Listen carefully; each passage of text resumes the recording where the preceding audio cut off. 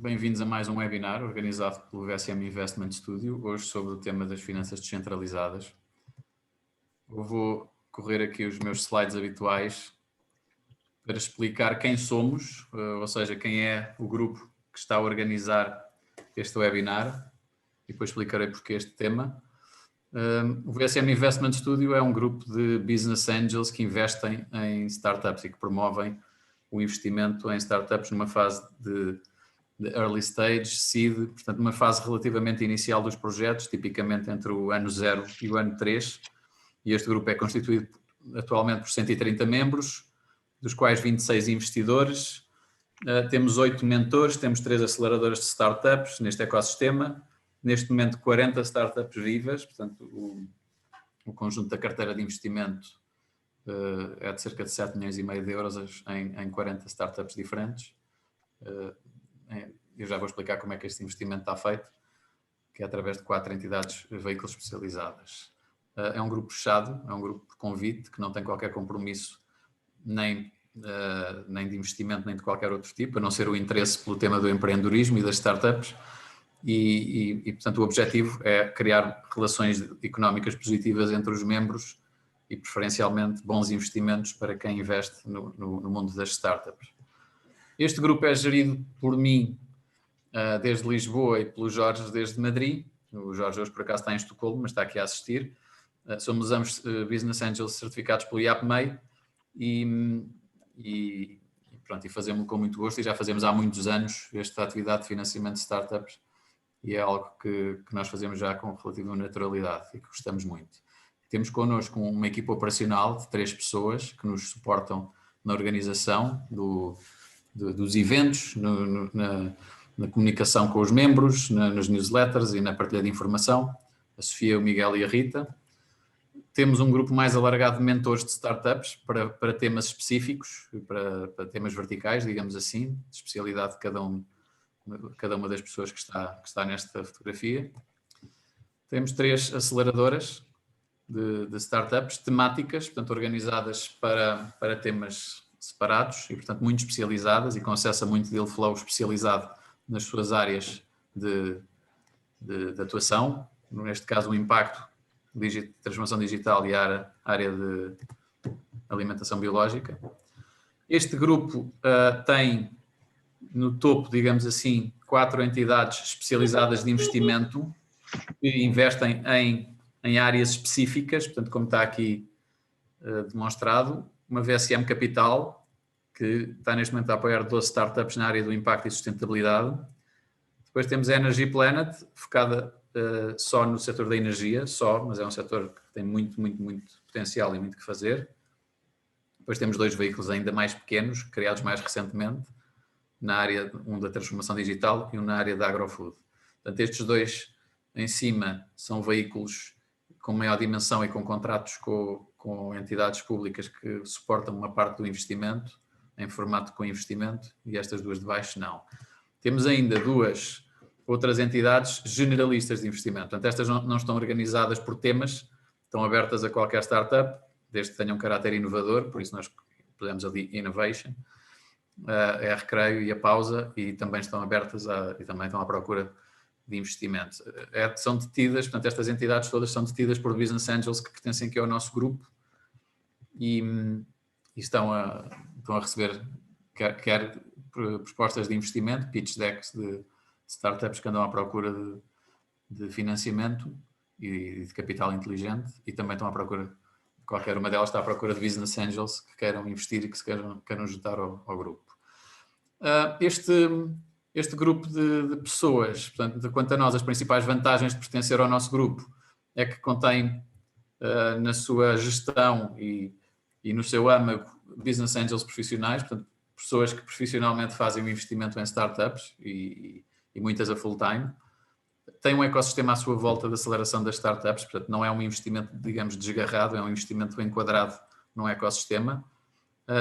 Portanto, no meio deste grupo, e tendo em conta o nosso trabalho diário e a nossa presença no terreno, sobretudo em Portugal, mas também em Espanha, mas em Portugal temos muita presença no terreno, temos acesso a know-how importante para quem quer lançar novos projetos, a oportunidades de investimento, a oportunidades de networking.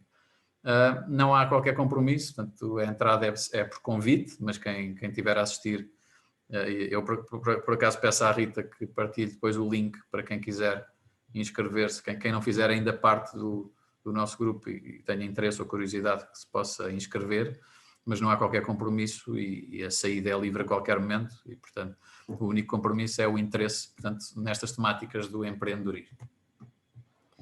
Para ser membro é preciso preencher o tal questionário que eu pedi à Rita para partilhar na caixa e a partir daí tem-se acesso a uma série de informação e de eventos que levam, esperamos nós, à geração de boas oportunidades de negócio.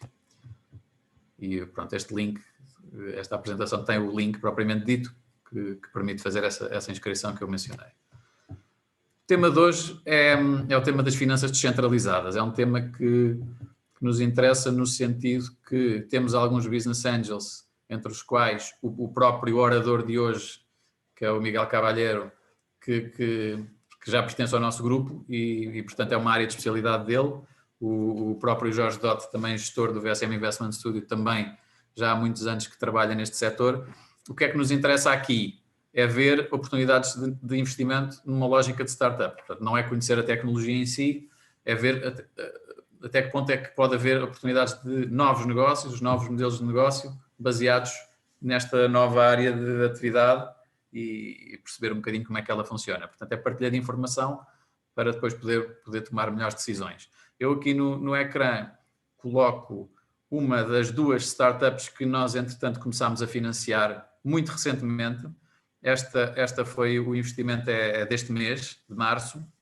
É uma empresa localizada no Funchal que nós resolvemos financiar e que se dedica ao desenvolvimento de blockchains para vários efeitos e, portanto, é uma espécie de uma empresa de serviços que faz blockchains para terceiros e que vai fazer também um para si própria, destinado à mineração, portanto, um token que permita garantir que esse token foi gerado com energia verde, ou com energia renovável, eu não sei se estou a explicar muito bem, mas é algo do género. Temos outra em Faro, que também é um financiamento recente, penso que de dezembro do ano passado, uma startup de Faro, que desenvolve soluções de produção de energia renovável em que a eletricidade é destinada a fazer mining de criptomoedas. E, portanto, a validar operações, penso eu que é assim que se diz corretamente, são validadas uma série de operações em blockchain que depois produzem as moedas ou os tokens ou o que for. E, portanto, a grande vantagem disto, por um lado, é que a eletricidade é renovável. Uma das grandes críticas à blockchain é que consome muita eletricidade, muita mesmo, e a eletricidade pode não ser renovável, pode ser de fontes poluentes, e, portanto, é ser a eletricidade renovável. E os números, à partida, são bons. Esta empresa já está a fazer um primeiro projeto piloto em Albacete, em Espanha, de 500 kW. Já estão a ser feitos os estudos de engenharia, as encomendas do material, quer da parte da energia, quer da parte computacional, e os números à partida são bons. Portanto, vai ser o primeiro piloto, depois nós daremos mais informação sobre isso, porque parece-nos um projeto bastante inovador, que está a surgir aqui no nosso grupo de Business Angels.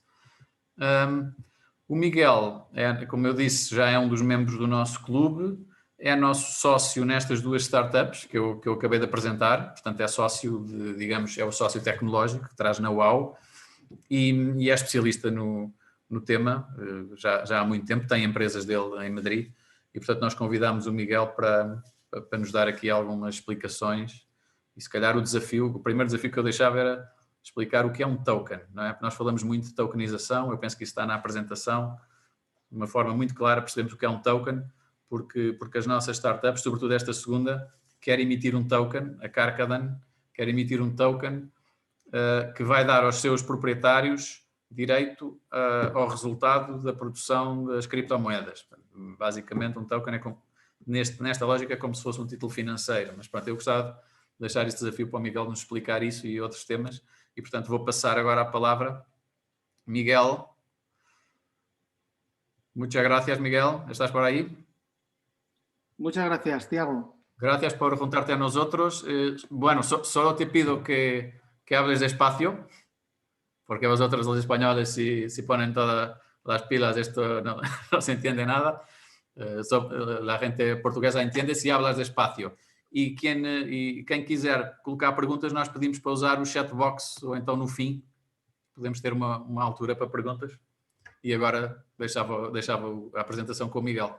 Adelante, Miguel. Gracias. Genial. Gracias, Tiago. Gracias a todos. Disculpadme porque no falo portugués. Así que voy a hablar despacio para que entendáis lo máximo posible. La presentación la he llamado Blockchain, DeFi and Crypto Economy for Investors. Es una presentación muy sencilla, muy básica, para intentar acercaros y que entendáis las bases que está detrás de la industria cripto. ¿Vale? Vamos a ver, por lo tanto, nociones muy sencillas y muy básicas que nos tienen que ayudar a cualquiera de nosotros como inversores a tomar las mejores decisiones antes de entrar a cualquier proyecto cripto. Bien, lo dicho por Tiago, antes que nada me presento. Soy un multiempresario, tengo varias empresas. La más conocida es Tutelus y más recientemente he lanzado diferentes startups relacionadas todas con el mundo cripto. Turing Labs es una empresa que construye producto financiero sobre Bitcoin. Red Pill Ventures es una fábrica de hacer proyectos y fondo de inversión en cripto. RentalT es una plataforma de inversión en inmuebles tokenizados. Y CryptoQuantica es una empresa que hace proyectos de tokenización ubicados en Latinoamérica. ¿Vale? Además de esto, pues estoy haciendo proyectos de tokenización en España, en Argentina, en México y ahora, con la ayuda de Tiago, de Jorge y del resto, pues empezamos en Portugal. Estoy como consejero en muchas startups y aparte, pues bueno, tengo 2 libros publicados en español de cripto, ¿vale? Uno primero de Bitcoin y uno segundo de finanzas descentralizadas. Los 2 están en Amazon y en todas las plataformas digitales. Y por último tengo un podcast muy conocido en español que se llama Blockchain para Inquietos, donde hablo de todas las cosas que me apetecen sobre el mundo cripto. Bien, dicho eso, vamos a ver estos 5 puntos. Os voy a hacer una introducción al mundo blockchain, escenificado en Bitcoin. Vamos a intentar entender cómo funciona la red de Bitcoin. Vamos a entender dónde están las bases y el valor del mundo DeFi, de las finanzas descentralizadas. Vamos a ver qué modelos de negocio están ya funcionando sobre DeFi y dónde está el valor de estos modelos. Vamos a ver casi al final casos reales que hemos ido lanzando nosotros desde las diferentes empresas que tengo y vamos a terminar viendo pues tendencias de mercado hacia dónde creo yo que está yendo el mercado de inversión cripto. Bien, dicho eso, vamos a empezar para ver qué es blockchain y en concreto vamos a centrarnos en Bitcoin. ¿Por qué Bitcoin? Bueno, básicamente porque fue la primera blockchain, es la más importante, la que más valor genera y porque yo creo que cuando entiendes Bitcoin en profundidad, empiezas a entender el resto de blockchains. ¿De acuerdo? Bien, ¿cómo nació Bitcoin? Bueno, básicamente, y esto es importante, sabéis que el creador de Bitcoin es alguien llamado Satoshi Nakamoto. No sabemos quién es esta persona. No sabemos si es un hombre, una mujer, si es un grupo. Desapareció simplemente. Pero lo que sí que es cierto es que Satoshi Nakamoto no inventó realmente nada. El paper de Bitcoin es la suma de muchos años de investigaciones. ¿De acuerdo? Y es la combinación de diferentes tecnologías. Combina redes P2P, combina criptografía, combina teoría de juegos, se apoya en algunos proyectos surgidos en los años 90 sobre dinero digital, sobre algún algoritmo un poco raro y en definitiva, como os digo, no inventa nada, pero sí que tiene la creatividad y ahí es donde está el valor de poner todo junto. Es decir, ahora cuando leemos el paper de Bitcoin decimos, claro, tiene sentido todo, ¿no? Pero poner todos esos elementos a funcionar a la vez fue lo que hizo grande a Bitcoin en su nacimiento.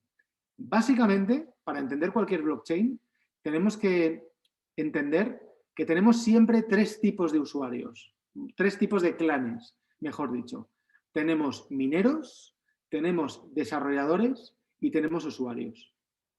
Y lo que ha conseguido la red de Bitcoin es que estos tres clanes trabajen por teoría de juegos a la vez y al unísono. Es decir, que los incentivos que tienen cada uno de los clanes están alineados y todos persiguen los mismos objetivos. Cuando una blockchain tiene un problema con alguno de estos grupos, como ha ocurrido en Ethereum o en alguna otra, es cuando surgen los llamados forks y cuando la blockchain se divide en varias y empiezan a aparecer otros proyectos.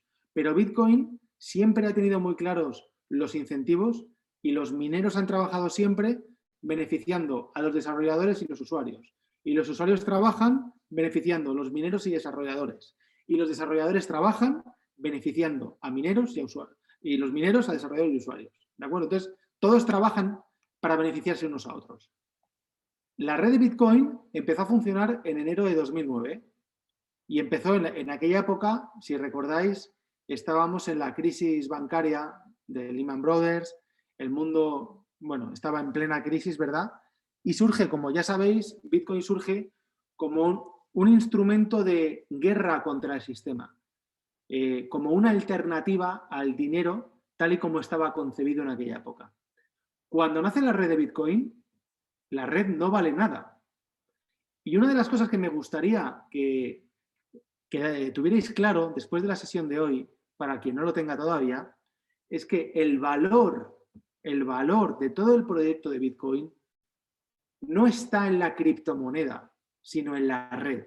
La red es lo que hace que la criptomoneda tenga sentido. ¿Vale? La red. La criptomoneda, cuando nace, no tiene ningún valor. El token de Bitcoin nace en este momento, ¿vale? El 3 de enero de 2009. Cada 10 minutos la red de Bitcoin estuvo generando 50 Bitcoins, que es la recompensa que pagan los mineros. Vamos a llegar poco a poco a ver todos los puntos. Pero en definitiva, cuando nace la red, el Bitcoin no vale nada. Es el 22 de mayo de 2010 cuando Bitcoin empieza a valer algo. Porque hay una persona, que es Laszlo Hayens, este señor de aquí, que ofrece 10.000 Bitcoins por 2 pizzas. Estuvo 2 días sin recibir ninguna oferta. Y al cabo de los 2 días hubo un pizzero muy loco que dijo, ok, deal, yo te entrego 2 pizzas y tú me das esto de los 10.000 Bitcoin. Si ponemos un precio a las pizzas de $10 cada una, por ejemplo, estamos hablando que se vendieron 10.000 Bitcoins por $20, más o menos, lo cual sale aproximadamente a $0,005 el Bitcoin. Fue la primera transacción por la que Bitcoin empieza a coger valor y, por supuesto, son las 2 pizzas más caras de la historia. Esas 2 pizzas hoy en día tendrían un precio, lo voy a calcular, aproximado de $570 millones. ¿Vale? Bien. A partir de aquí, ¿cómo funciona la red? ¿Cómo funciona la red de Bitcoin o cualquier blockchain en general? Muy sencillo. Necesitamos 4 elementos. Necesitamos un nodo donde vamos a guardar las transacciones. Una blockchain no deja de ser un libro contable, solo que en vez de estar centralizado en un servidor, en una empresa, está distribuido. De forma que cada nodo, cada servidor, cada ordenador conserva una copia completa de la base de datos. Es decir, que cada nodo tiene una copia de todos los bloques que se han generado desde el principio. Por lo tanto, no pasa nada si un nodo se cae. No pasa nada. Como hay miles y miles y miles de nodos, como todos el resto siguen funcionando, la red funciona exactamente igual. Aparte del nodo, necesitamos un protocolo. En el caso de Bitcoin, es el software de Bitcoin que la gente se descarga desde la página bitcoin.org. Además del protocolo, necesitamos una red. Normalmente usamos la red de Internet. Y todo ello forma un conjunto descentralizado. Lo importante, como luego veremos en DeFi, es que no hay ningún nodo, no hay ningún elemento de la red que tenga más importancia o más poder que el resto. No hay ninguna puerta a la que tocar para preguntar por Bitcoin. Nadie tiene más poder. Por lo tanto, ahí está el concepto de la descentralización. Y si no hay nadie con más poder que otro y no hay nadie que controle más que otro, es cuando hablamos de redes descentralizadas que son de alguna manera inmutables e incontrolables. Por eso Bitcoin disgusta tanto al poder central, a los bancos, a los políticos, porque no se puede controlar. Incluso sería más fácil poder llegar a controlar Internet que llegar a controlar Bitcoin. Porque Internet al final, aunque es una red descentralizada, si tocas varios puntos, varios nodos principales de conexión, todas las comunicaciones a Europa vienen por uno o dos lugares. Si tú controlas esos lugares, podrías controlar Internet. Pero Bitcoin no tiene ya ningún punto de control. Por lo tanto, en ese sentido, es mucho más incontrolable. Perdón. Bien, Bitcoin tiene un modelo económico muy interesante porque solo hay 21 millones de unidades. No hay ni una más.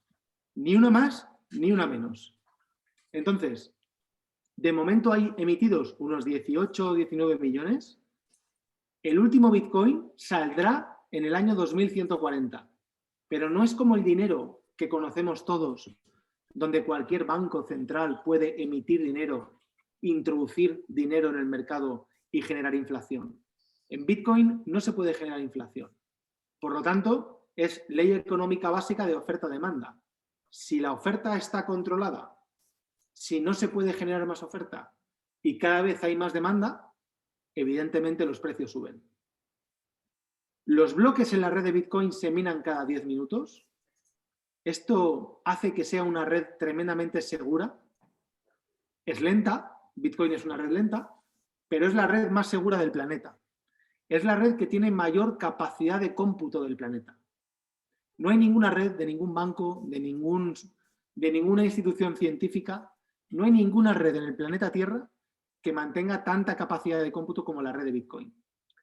Los bloques son de 1 mega, es decir, que cada 10 minutos se genera un nuevo bloque de 1 mega y estos bloques se envían a los nodos de la red. Por lo tanto, si yo soy un nodo de Bitcoin, Tiago es otro nodo de Bitcoin y Rita es otro nodo de Bitcoin, independientemente de dónde estemos, cada 10 minutos nuestro equipo, nuestro servidor, va a recibir un nuevo bloque, sin parar, día y noche, 24/7. ¿De acuerdo? De manera que una blockchain no deja de ser un registro contable distribuido. ¿Qué es lo que ocurre? Que la red de Bitcoin tiene tanta seguridad y tanta capacidad de cómputo que es imposible alterar las transacciones. Si Miguel Mamede le envió a Jorge Dot 100 euros en Bitcoin ayer, como ya se han generado muchos bloques después de esta transacción, es matemáticamente imposible cambiar esa transacción. Por lo tanto, se dice que las transacciones que ocurren en la red de Bitcoin son mucho más seguras que cualquier cosa que ocurre en un banco, en la CIA o en cualquier organismo que os podáis imaginar. Eso es lo que le da tanto valor a la red, que no se pueden cambiar las transacciones, no se pueden modificar los balances. Como curiosidad, sabed que cada 4 años baja la recompensa a los mineros a la mitad. Es decir, en 2009 los mineros empezaron ganando cada 10 minutos 50 Bitcoin, en 2013 bajaron a 25, 4 años después a 12,5, hoy estamos en 6,25. Aunque cada vez los mineros ganen menos, como el precio de Bitcoin va subiendo, el incremento de precio compensa la disminución en la recompensa. Y por lo tanto, los mineros siguen interesados en seguir minando. ¿Qué es lo que ocurriría si el precio de Bitcoin cayera en picado? Que muchos mineros dejarían de minar porque no les sería rentable. Bajaría, en ese caso, la capacidad de cómputo de la red y, por lo tanto, sería mucho más fácil empezar a minar para otros mineros, dado que como hay menos mineros minando, los mineros que hay reciben más recompensas. Entonces, la red de Bitcoin actúa como un organismo vivo, realmente es como si estuviera vivo, y cuando sube o bajan los precios, aparecen o desaparecen mineros para compensar esas subidas o esas bajadas. Lo que os decía al principio, la teoría de juegos en Bitcoin está muy bien trabajada. Ethereum es una blockchain diferente a Bitcoin, no tiene nada que ver. Es muy interesante, tiene otro propósito. El propósito de Bitcoin al final es utilizarla como reserva de valor. El propósito de Ethereum es generar aplicaciones sobre la red, programas, smart contracts, ¿de acuerdo? Entonces, tiene unos tokenomics, un modelo económico-financiero diferente. Por ejemplo, hay más tokens y cada año se emiten nuevos tokens, en poca proporción, pero es una red inflacionaria. También es una red mucho más rápida que Bitcoin. Se generan bloques cada 15 segundos, más o menos. Esto es así porque digamos que los contratos pesan mucho más que las transacciones y por lo tanto necesitamos sacar bloques cada muy poco tiempo para que la red tenga sentido y pueda funcionar bien. ¿Vale? Y bueno, y tiene unos tokenomics diferentes, pero que la hacen también muy interesante porque, como os digo, por ejemplo, en DeFi se utiliza mucho Ethereum.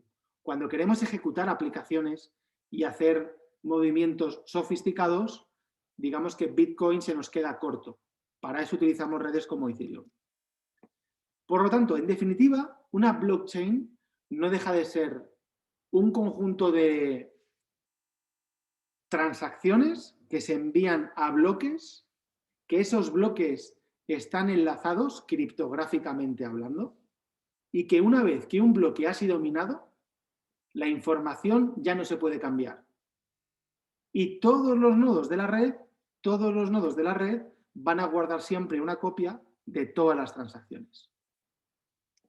Por lo tanto, estamos hablando de que tenemos blockchains, de que una blockchain como Bitcoin tiene un token que se llama Bitcoin, una blockchain como Ethereum tiene un token nativo que se llama Ether y que en definitiva todas las criptomonedas que conocemos son tokens, pero también podemos crear tokens que no sean criptomonedas.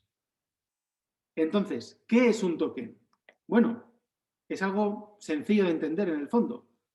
Es un digital asset, es un activo digital, solo que está embebido, introducido en una blockchain. Y un token siempre, siempre, siempre debe representar valor. Es decir, ¿tendría sentido tokenizar el aire en Lisboa? Pues hombre, quizás no mucho, porque ¿cuánto vale el aire en Lisboa? 0. El aire es gratis. ¿Quién va a pagar por el aire en Lisboa? Ahora bien, ¿tendría sentido tokenizar el aire en la Luna? ¿En Marte? ¿Debajo del mar? Seguramente sí, ¿verdad? Por lo tanto, todo lo que represente valor para un tercero se podría tokenizar.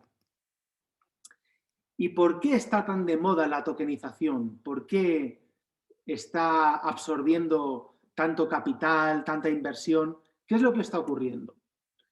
Bueno, lo más importante que estoy viendo yo llevo tokenizando 4 años ya, empecé en 2016, es que la tokenización permite hacer líquidos, activos y líquidos, como luego vamos a ver en ejemplos. El ejemplo más utilizado es el del sector de real estate, el sector inmobiliario. Los pisos son activos que tienen mucho valor, pero que no son líquidos. Si con la tokenización podemos dar liquidez no solo al comprador del token, sino al comprador del comprador, entonces estamos introduciendo una mejora importantísima en sectores que no son líquidos. Al mismo tiempo, la tokenización nos permite, de una manera muy sencilla, recibir capital desde cualquier lugar. Yo en algunos proyectos de los que tengo, como luego os enseñaré, Rental-T, por ejemplo, tenemos inversores argentinos, mexicanos, de Estados Unidos, e invirtieron en un piso en Sevilla haciendo 2 clics desde el móvil o desde el ordenador. Bien, hacer esta misma inversión, pero con dinero fiat, con euros, con dólares, es mucho más complicada en tiempos y en dinero. ¿Vale? Y también estoy empezando a ver un movimiento muy interesante de que cualquier token que creemos podemos meterle una capa DeFi, lo cual lo hace sumamente interesante para meterle a su vez más liquidez al token, como luego vais a ver. Por lo tanto, yo creo que la última frase es la más importante, ¿no? Cualquier asset tokenizado es un mejor asset. Bien, tenemos dos tipos de activos, dos tipos de assets a poder tokenizar. Tenemos activos digitales y tenemos activos físicos. Los procesos de tokenización de un activo físico son diferentes a los de un activo digital, pero se puede hacer de la misma manera. Y por lo tanto podría tener tokens que representen energía o que representen equity o que representen deuda, o podría tener tokens que representen derechos comerciales, derechos de uso, una futura producción industrial, etcétera, etcétera. Existen dos tipos de tokens. Tenemos los utility tokens, que están muy centrados en generar una funcionalidad concreta que dé acceso a un producto o servicio y que tienen un rendimiento, un beneficio muy variable. Por ejemplo, cualquier criptomoneda es un utility token. Hace un año Bitcoin estaba a $5.000, hoy está a casi 60.000. No se puede saber cuánto va a valer Bitcoin en un año. No se puede saber. Depende de la oferta y la demanda. En cambio, los security tokens están mucho más relacionados con proyectos financieros y por lo tanto tienen una rentabilidad en general más medible. Yo puedo saber qué rendimiento me va a dar un security token que representa deuda, porque me va a dar un 8, un 10, un 12 o un 14. Entonces, Bitcoin podrá subir al doble o bajar a la mitad. Bitcoin podrá subir a $100.000 o tener una corrección y bajar a 20.000 otra vez. Pero mi security token me está dando siempre un 15%, o un 12 o un 7. Por lo tanto, los securities son tokens muy interesantes para rebalancear carteras de inversión. Como todo buen inversor, sabéis que lo más importante es tener un portfolio diversificado. Y está muy bien tener inversión en ladrillo, está muy bien tener inversión en lo que sea, podemos tener inversión en Bitcoin, pero también es interesante tener inversiones en unos security tokens para tener claro que ocurra lo que ocurra en el mercado, yo voy a sacar un 8, un 12, un 15 o un X% de rentabilidad. Hay una palabra, disculpad, muy importante en la tokenización, que son los tokenomics. Diseñar unos buenos tokenomics es siempre la clave para colocar bien un token en el mercado y que este token absorba valor, ¿vale? Los tokenomics son los métodos que mezclan el funcionamiento natural de la compañía con el token para generar más valor una vez el token empiece a funcionar, ¿vale? Por ejemplo, en Tutelus hicimos unos tokenomics que cuando el token empezó a funcionar, la compañía empezó a vender mucho más y a ganar mucho más dinero que sin el token. Si creamos unos tokenomics que no producen ningún efecto en la compañía, lo estamos haciendo mal, porque estamos creando un token que no genera valor. Entonces, lo importante en un proyecto en el que tenemos diferentes intereses es al final alinear todos ellos y generar un token que aporte valor al usuario, aporte valor al inversor y aporte valor a la compañía. Entonces, en la intersección de estos círculos es donde está la realización de unos buenos tokenomics. Bien, y todo esto que nos puede resultar interesante, muy teórico todavía, vamos a llevarlo poco a poco a las DeFi, ¿no? Esto de las finanzas descentralizadas, las Decentralized Finance. Para entender cómo funcionan las DeFi, tenemos que entender cómo funciona el dinero en el sistema tradicional. Entonces, en el sistema bancario tradicional, los bancos centrales son los únicos que tienen la capacidad de generar dinero. El Banco Central inyecta dinero en el banco comercial. El banco comercial es el que genera los productos de crédito o de depósito con sus clientes, y productos más sofisticados son los que se van a la banca de inversión. ¿De acuerdo? Si nos centramos en la segunda capa, para entender cómo fluye el dinero, al final tenemos el Banco Central y tenemos una serie de bancos comerciales que crean productos para personas o empresas. ¿Qué es lo que ocurre? Que cuando los tipos de interés en Europa estaban al 4, al 5%, o antes mucho más altos, los bancos podían ganar dinero de su negocio natural, porque lo que hacían era captar dinero muy barato del Banco Central y venderlo más caro. En ese diferencial estaba el modelo de negocio del banco. ¿Qué es lo que ocurre? Que desde 2010 y más en concretamente desde 2015, los tipos de interés en Europa están al cero. Los bancos no pueden ganar dinero con su negocio tradicional. Es imposible. No sacan el suficiente rendimiento a los tipos de interés como para pagar las estructuras gigantes que tienen, ¿verdad? Entonces, ¿qué es lo que ocurre? Esta persona es amigo mío y siempre dice esta frase. Él fue banquero en el Banco Sabadell, un banco importante en España, 20 años. Y dice que los bancos están muertos. Con tipos de interés negativos no pueden ganar dinero. Nos venden productos a las empresas y a las personas que ni necesitamos ni queremos. Y esta última parte es importante porque esto es un ejemplo real de lo que tenemos en España y estoy convencido que en Portugal tenéis lo mismo. Todos los bancos ofrecen productos parecidos, hipotecas parecidas, préstamos parecidos y al final son todos iguales y no nos aportan nada a los usuarios.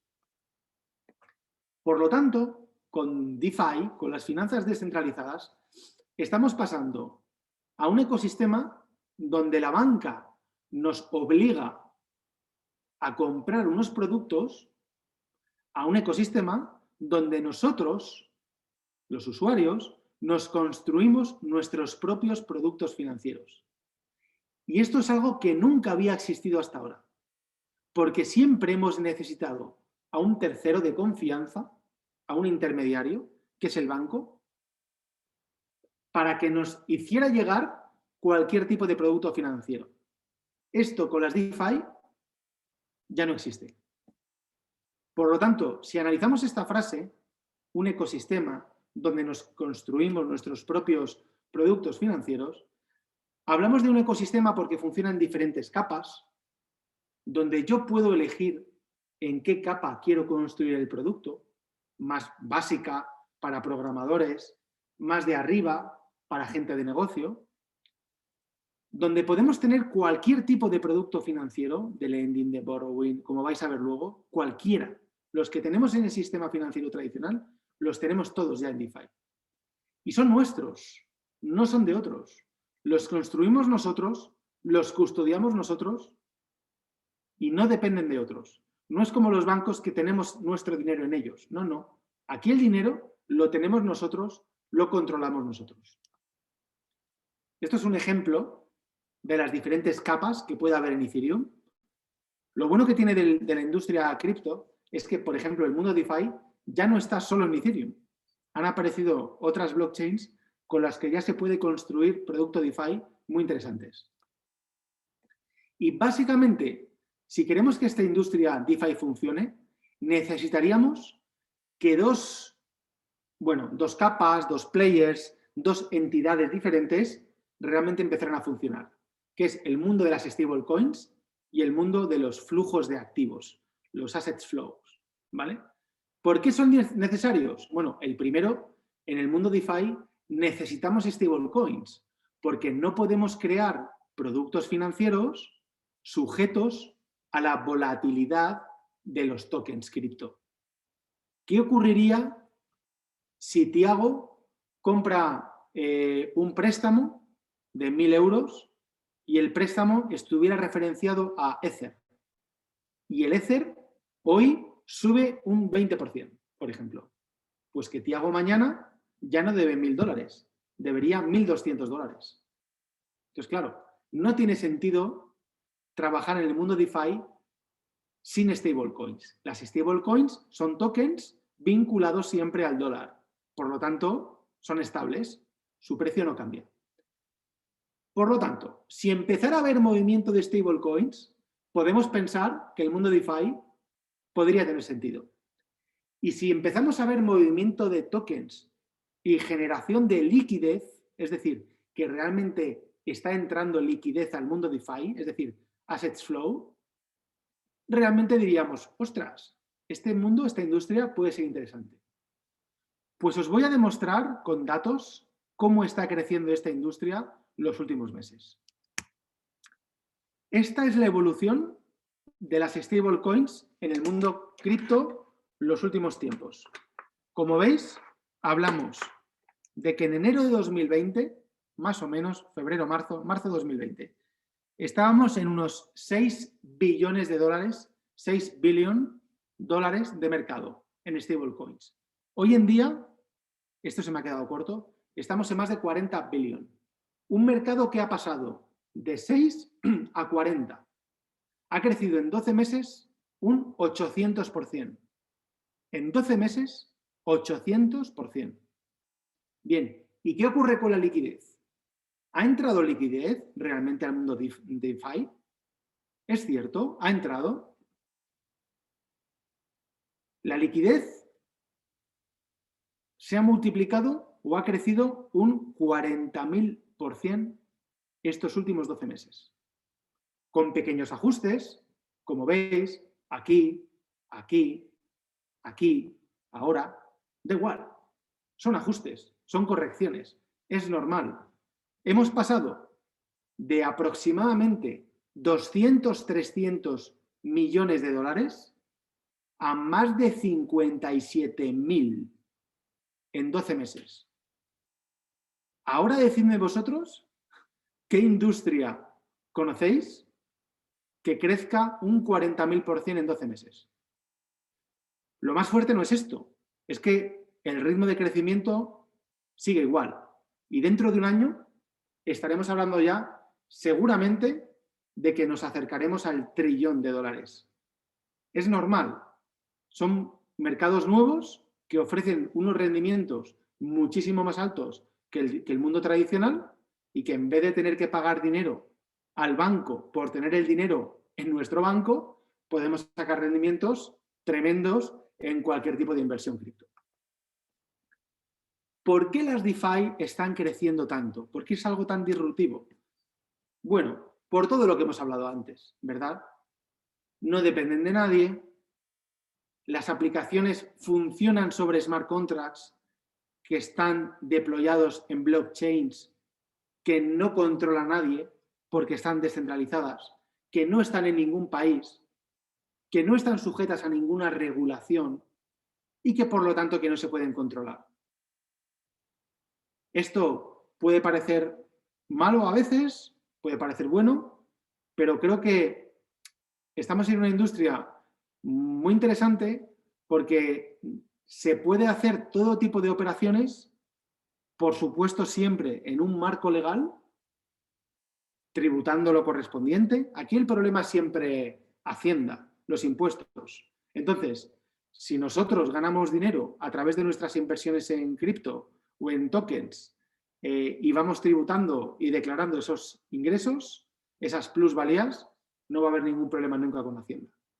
Ahora, los diferentes países, los diferentes reguladores tienen que entender que no pueden querer controlar este mercado. No se puede controlar Bitcoin, no se puede controlar Ethereum, no se puede controlar las aplicaciones que suceden dentro. Vamos a hablar un poquito de las diferentes cosas que se pueden hacer en el mundo DeFi, proyectos reales. Podemos utilizar, seguro que alguno de vosotros ha utilizado Binance, Kraken, Coinbase, etc. Podemos utilizar estos mismos servicios de manera descentralizada. Y todo esto son protocolos que permiten el trading, la compraventa de tokens de manera descentralizada, sin tener que registrarse en una empresa. Podemos crear dinero. Esto en el mundo físico, en el mundo tradicional, es delito. Hemos dicho que el único que tiene capacidad para crear dinero es el Banco Central.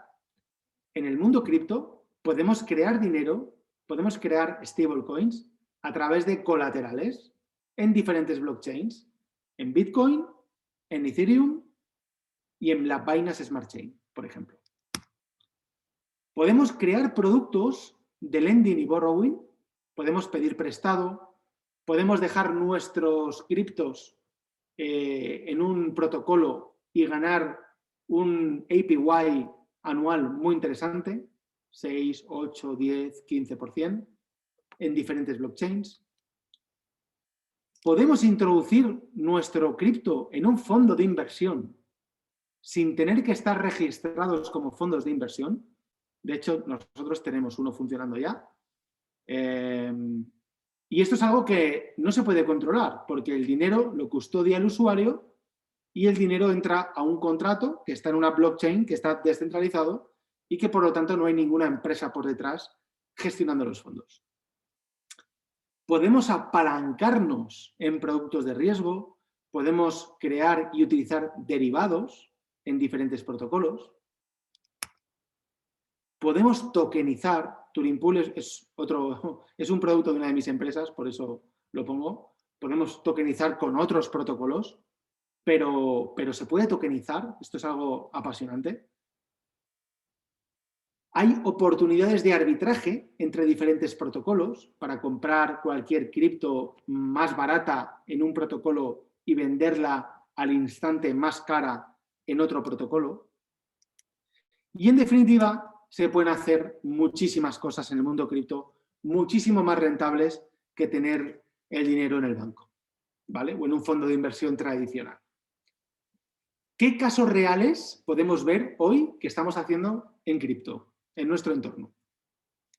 Bueno, seguro que habéis oído hablar estos últimos días de los NFTs, de los Non-Fungible Tokens. Pues nosotros hemos creado un NFT con nuestro querido Jorge Dot. El último libro publicado por Jorge, Los Trabajos de la Muerte, que sale de imprenta en pocas semanas, está tokenizado en un NFT. Entonces, esto es muy interesante porque hay un modelo económico muy interesante detrás de esto. Por eso os decía que estamos empezando a unir conceptos como blockchain, token con DeFi. Por ejemplo, el libro o el token del libro solo se va a poder comprar en un pool descentralizado. Y los pools tienen la particularidad, no me voy a detener ahora, que digamos, el precio que me va a dar por el token ahora, si compro yo un token ahora, ese precio va a ser más bajo que el precio del siguiente token vendido. Y el siguiente será más caro que el anterior. Y el siguiente más caro. Y el siguiente más caro. Por lo tanto, el token del libro de Jorge cada vez va a absorber más valor. el primer token se venderá a 20 euros, pero el token número 100 a lo mejor ya se está vendiendo a 1.000 euros. Y el token número 150 a lo mejor se está vendiendo a 3.000 euros. Entonces es un modelo muy interesante para financiar proyectos, el de los NFTs. Y Jorge pues, va a lanzar el primer libro de poesía tokenizado del mundo. Podemos tokenizar viviendas. Esto ya lo estamos haciendo con Rental-T. La primera vivienda la tokenizamos hace un mes en Sevilla y ayer yo estuve firmando en notario la compraventa tokenizada.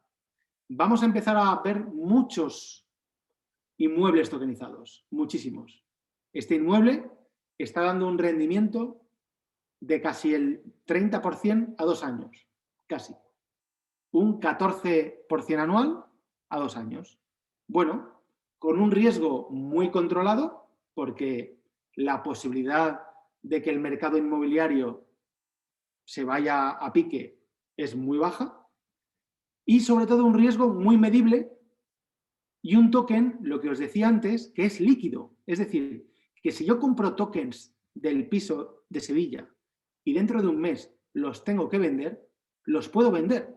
Me voy a ir al pool, los voy a vender y voy a recuperar mis euros a cambio. Esto es algo que en el mundo del crowdfunding tradicional es imposible. Te tenías que esperar 1 o 2 años a vencimiento del contrato. Podemos tokenizar promociones de cualquier tipo. Esta es una promoción que tenemos en Málaga, Onda Serrano se llama, por 5 millones de euros, 6 millones de dólares, donde tenemos 2 tipos de tokens. Un token que paga un rendimiento fijo del 10,5% y un token que va a bullet, es decir, que va a revalorización del mercado en Málaga, que está previsto que sea a 30 meses de un 28%. De nuevo, una inversión en sector tradicional, inmobiliario, pero de una forma nueva, con liquidez garantizada. Y bueno, y te permite entrar en un proyecto desde cantidades muy pequeñas. En concreto, Onda Serrano, desde 500 euros puedes entrar. Podemos tokenizar el equity de una empresa. Esta es una compañía biogenética española que estamos tokenizando. Una empresa especializada en cosas, bueno, genéticamente complejas, ¿vale? Que tiene un valor muy importante, pero que necesita crecer y no quieren hacer una ampliación de capital y diluirse. Entonces lo que hacemos es tokenizar el equity y admitir inversores desde la perspectiva de tokens y no de participación social. Podemos tokenizar los futuros flujos de caja de un negocio.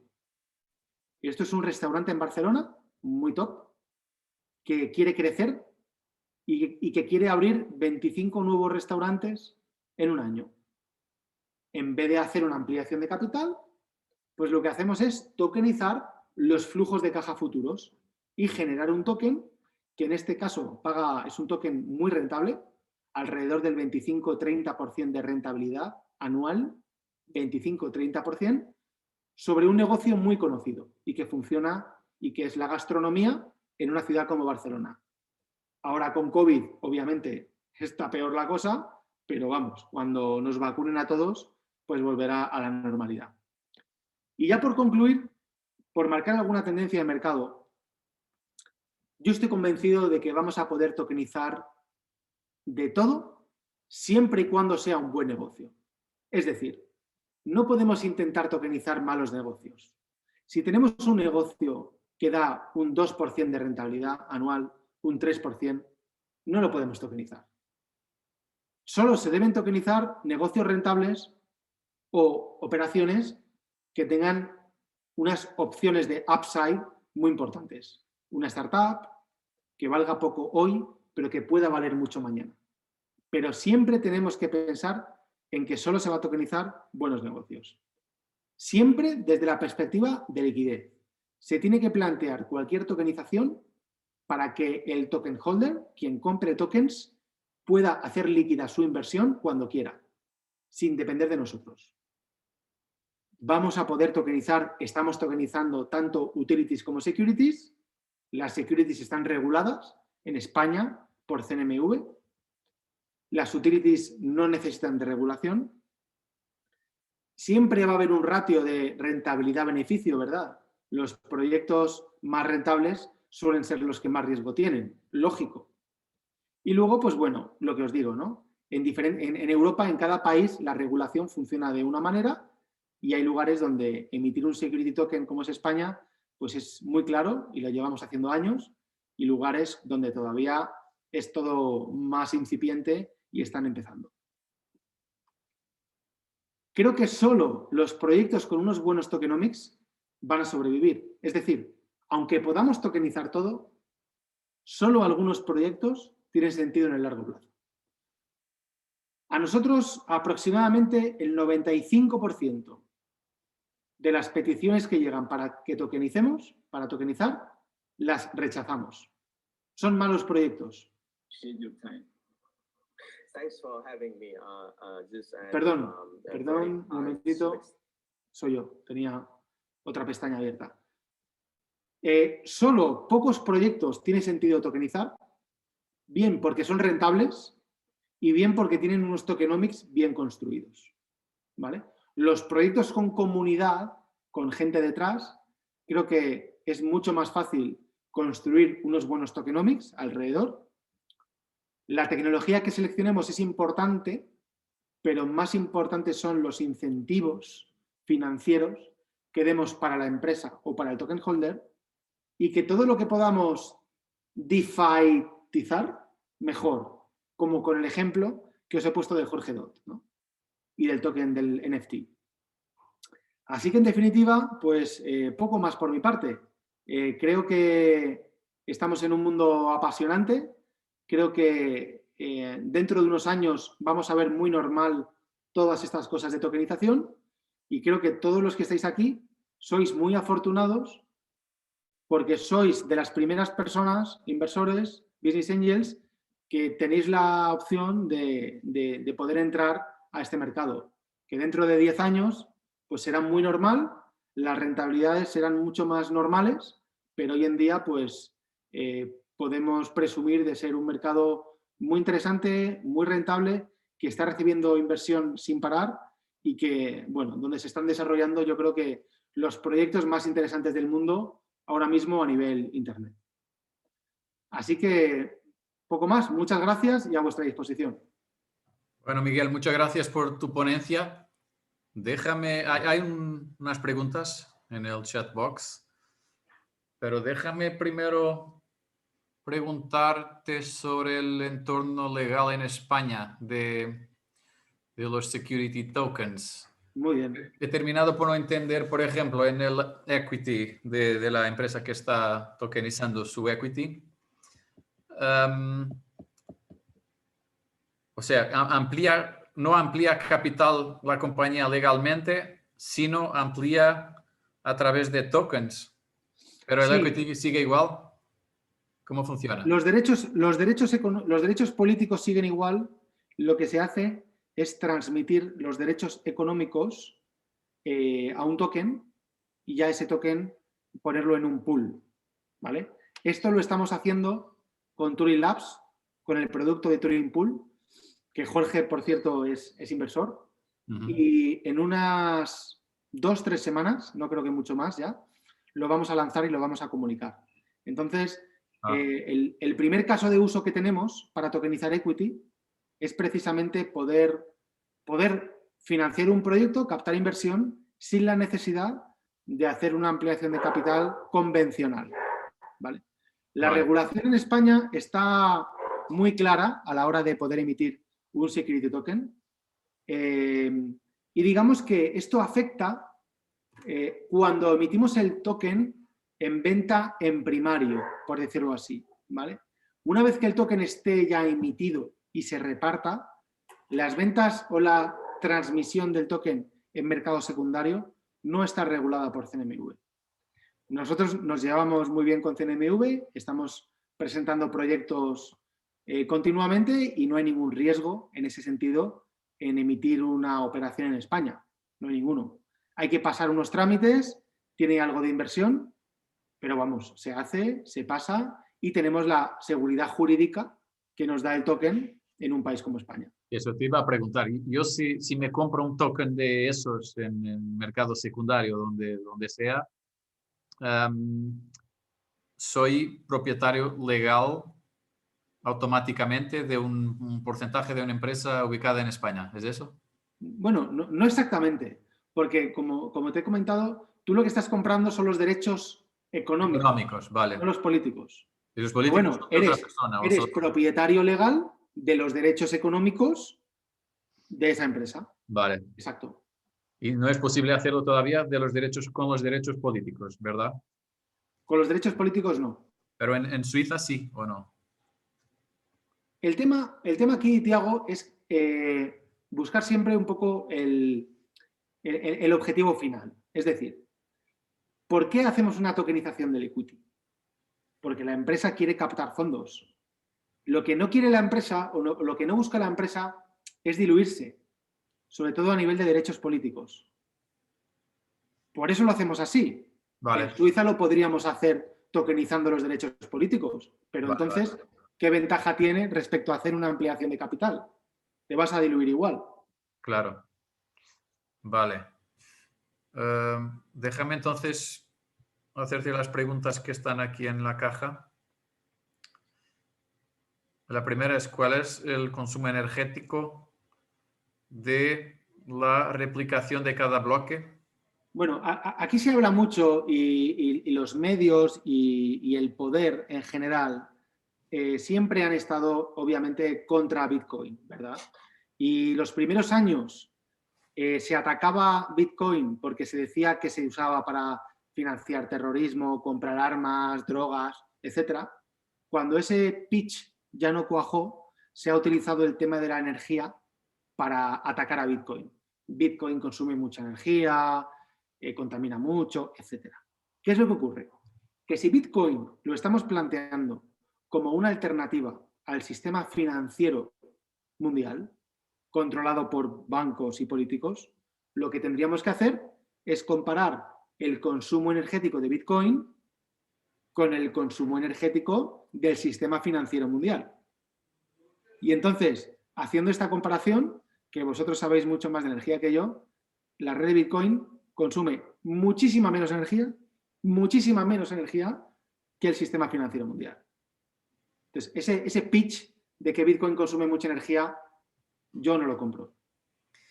Mira, Bernardo pregunta, si en 2040, cuando no hay más generación de bitcoins, ¿cómo va a vivir la blockchain? Sí. Si no hay más bitcoins para pagar a los mineros, ¿cómo se van a incentivar estos para que trabajen? Buena pregunta, Bernardo. Bueno, es 2140, no 2040. Todavía quedan más de 100 años, ¿vale?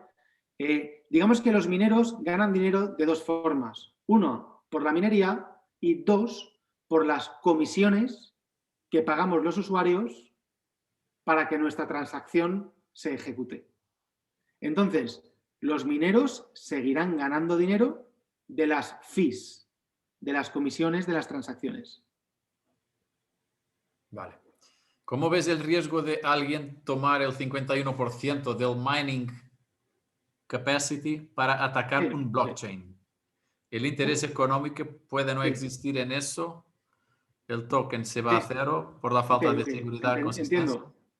Pero puede haber otro interés geopolítico, terrorismo, etc. Bueno, nunca ha ocurrido y nunca va a ocurrir porque es un absurdo y os lo voy a explicar. Da igual que haya mucho interés geopolítico, da igual que venga mucho dinero y se ponga a trabajar contra la red de Bitcoin para atacarla. Da igual, porque al final quienes tienen que aceptar ese bloque son los nodos. Y los nodos, que son decenas de miles, nunca van a aceptar un bloque que venga de un minero corrupto. ¿Entendéis? Por eso, lo que os decía al principio de los incentivos y la teoría de juegos está tan bien resuelto en Bitcoin. No tiene sentido, da igual. podrán poner muchos ordenadores a trabajar y van a minar un bloque. Ok, enhorabuena, aplauso. ¿Cuántos mineros van a incorporar a la cadena ese bloque? 0. Por lo tanto, ¿para qué? Es mucho más inteligente trabajar por el bien de Bitcoin que no intentar hackearlo. Mira, una pregunta sobre startups, la tokenización imagino que equity de startups o de inversión en startups. ¿Qué pasa si se tokeniza una startup que solo va a libertar valor en 4, 5, 6 años? O sea, los economics en términos de caja son a largo plazo, a medio largo plazo. Claro, el problema de tokenizar startups es que normalmente no son un buen negocio. Es decir, no podemos plantear la tokenización como una alternativa al fundraising normal. No podemos, porque si una startup no es capaz de levantar dinero con Business Angels, por ejemplo, ¿por qué lo va a levantar con tokens? ¿Qué garantías da la startup al inversor, al token holder? No da ninguna garantía. Bueno, ¿y por qué va a valer más el token? No, bueno, porque la empresa va a ir mejor. Ya, pero es que esos son unos malos tokenomics. Es lo que os decía, es un mal negocio. Entonces, el problema que hay es que mucha gente confunde tokenización con facilidad para levantar dinero. Y no es así. Solo se debería tokenizar, como os decía, buenos negocios con buenos tokenomics. Pero, por ejemplo, si nosotros tenemos una startup donde queremos invertir, nosotros Business Angels, ¿cuál es el problema de hacerlo a través de un token? O sea, la compañía emite 100.000 euros en tokens y la gente hace la inversión a través del token de esa startup. ¿Eso tiene algún sentido esto? Hombre, dicho así poco, porque ¿para qué tokenizas? ¿Qué aporta el token? O sea, ¿qué me da el token? ¿Por qué el token va a valer más? Puede Esa es dar la pregunta, liquidez, puede Thiago. no valer más a lo mejor, pero facilitar las transacciones o no. Pero es que si un token no va a valer más en el futuro, yo no lo voy a comprar. Si Sí, no va a valer más, ¿para qué lo compro? sí. Bueno, si va bien el negocio, podrá valer más, pero es igual que cualquier otro negocio. Claro, O sea, la tokenización muchas veces es muy difícil saber qué vamos a tokenizar en concreto. Por ejemplo, imagínate un cuadro, la Mona Lisa. ¿Qué tokenizamos? ¿Tokenizamos el cuadro físico? ¿Tokenizamos su valor intrínseco? ¿Tokenizamos los flujos de caja que va a generar el activo en un museo? Del mismo asset podemos tokenizar diferentes cosas, ¿no? Entonces, ¿qué queremos tokenizar de la startup? ¿El equity como tal? No, el equity es que no vale nada todavía. O sí, no sé. ¿Queremos tokenizar un producto que lance? ¿Queremos tokenizar un préstamo que le damos a la startup? ¿Queremos tokenizar los flujos de caja que va a generar la startup? Claro, hay muchas cosas que se pueden tokenizar. Entonces, cada proyecto hay que verlo.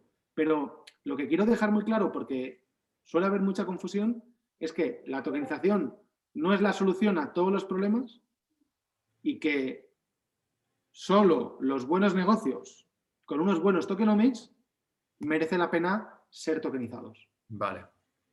Mira, Nuno pregunta en cuanto al libro del gran poeta de España, son mis palabras esas, no le quedó claro por qué tiene que subir de precio. Es complicado, Nuno, lo explique así rápido, ¿vale? Es complicado. Es el funcionamiento que tienen las plataformas que se llaman AMM, lo pongo por aquí, tipo Uniswap, ¿vale? Son los algoritmos internos que tienen de funcionamiento. Pero funcionan así. Te invito a que conozcas este proyecto, unisox.exchange, que es un proyecto parecido al de Jorge, donde lo que se venden son calcetines. Calcetines. Socks.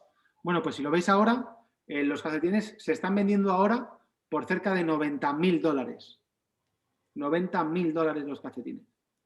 Entonces, Porque hay un número limitado de calcetines, ¿es eso? Exactamente. Ya, Sí. ya. Y hay gente haciendo Además, se especulación. queman calcetines, se destrozan, hay menos número todavía, el token absorbe valor Es un modelo interesante. Tiene una base de valor por detrás. Eso es. Una pregunta mía. Binance, por ejemplo, para donde se transfieren fondos para hacer operaciones o algo así. ¿Binance es una empresa? ¿Es una compañía que existe formal, jurídica? Sí. Todo Binance esto. es una empresa jurídica que existe, es un exchange que lo utilizamos normalmente para entrar al mundo cripto desde fiat, desde euro. Nosotros, cualquier inversor que quiere invertir en cualquier tipo de tokens, del tipo que sea, necesita empezar a tener algo en cripto, ¿no? Bitcoin, Ether o cualquier otro. Y entonces necesitamos los exchanges. Binance es el exchange más grande del mundo y lo que hacemos es conectar nuestras cuentas bancarias o tarjeta con Binance. Ahí recibimos los euros y ya con los euros podemos comprar cualquier tipo de criptoactivo. Pero sí, es una empresa. Es una empresa. Y esos logotipos que has enseñado todos, básicamente, todos son empresas jurídicas en algún punto Una cosa, no, por ejemplo, me has preguntado ahora por Binance. Yo cuando hablaba antes de la blockchain de Binance, es la Binance Smart Chain. Es una blockchain que no depende de la empresa Binance. Entonces, las blockchains en general no dependen de las empresas. Son descentralizadas. Ya. Vale. Espera, una pregunta más. ¿Cuál es? Bueno, pregunta Luis Albano si Facebook es tokenizable. Sí, como cualquier otra empresa. Lo que habría que ver es qué queremos tokenizar en concreto de Facebook. Pero sí, es tokenizable, claro. El equity de Facebook, por ejemplo. El equity, los ingresos que genera, el valor de los datos que tiene de los usuarios. Claro, hay muchas cosas. ¿Qué área de DeFi crees que va a crecer más? ¿Qué área de DeFi? Todas están creciendo. Todas. No para de entrar más dinero y el dinero se reparte. O sea, no hay ninguna que esté despuntando frente a otras.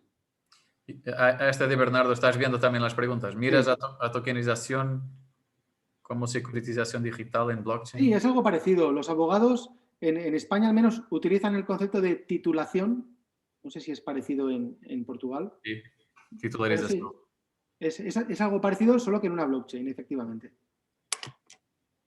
AMM, Uniswap, bla, bla, bla.